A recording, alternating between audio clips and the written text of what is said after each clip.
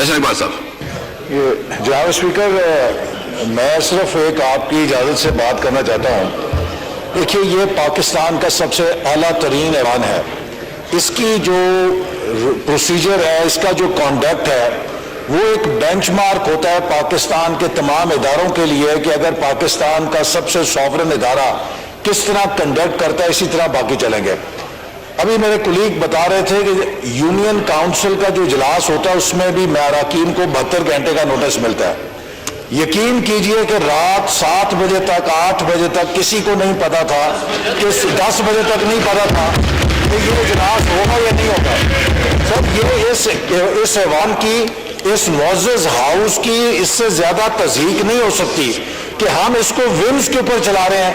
रात को टीवी के ऊपर 11 बजे 12 बजे टिकर चलता है कि जी सुबह कौमी असम्बली का इजलास होगा तो सारे मेंबर भागे आए। जनाब, ये पाकिस्तान का सबसे बड़ा मुअज़्ज़ज़ ऐवान है, इसके कोई हुर्मत होनी चाहिए इसके कॉन्डक्ट की। इसके जो शेड्यूल है ना उसकी हुर्मत है, ना इसकी कार्रवाई की हुर्मत है।